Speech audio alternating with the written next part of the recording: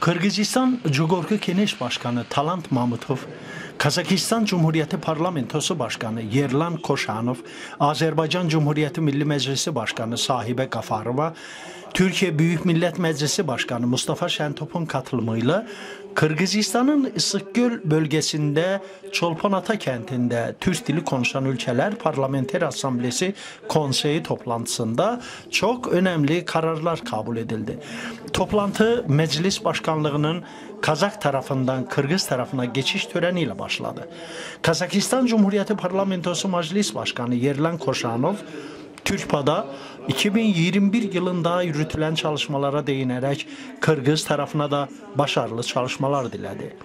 Kırgız Cumhuriyeti Jugorku Kenesh Toragası Talant Mamutov, Kazak meslektaşına TÜRKPA başkanlığı sırasında yaptığı verimli çalışmalardan dolayı teşekkürlerini iletti. Talant Mamutov son 14 yılda Türk dili konuşan ülkeler Parlamenter Asamblesi'nin siyasi, ekonomik ve diplomatik alanlarda işbirliğini genişletmeyi amaçlayan bir dizi önemli proje geliştirdiğini vurguladı. Yeni zaman yeni koşullar getiriyor. Dinamik olarak değişen bir dünyada her ülke modern karmakarışıklar ve zorluklarla karşı karşıyadır. Bugün tarih, devletlerimizin bağımsızlığını, değerini ve benzersizliğini koruduğunu göstermektedir. Yüzyıllar boyunca sürdürdüğümüz ortak tarih, gelenek ve dil, özellikle birbirimize saygımız, atalarımızın mirasıdır.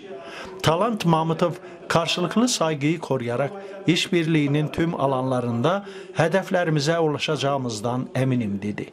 Azerbaycan Cumhuriyeti Milli Meclisi Başkanı Sahibe Gafarova, Türk dili konuşan ülkeler Parlamenter Asamblesi'nin 11. Genel Kurulu'ndaki önemli konulardan birinin TÜRKPA'nın adının değiştirilmesi olduğunu kaydetti. Bu tarihi bir olaydır dedi. Türkiye Büyük Millet Meclisi Başkanı Mustafa Şentop, TÜRKPA'ya üye ülkeler arasındaki kadın milletvekilleri ve genç parlamenterlerin bağlarının güçlendirilmesine özel önem verilmesi de dahil olmak üzere Türk devletleri arasındaki işbirliğinin daha da yoğunlaştırılması gerektiğini bildirdi. TÜRKPA Konseyi üyeleri Kırgız tarafına başarılı çalışmalar diledi.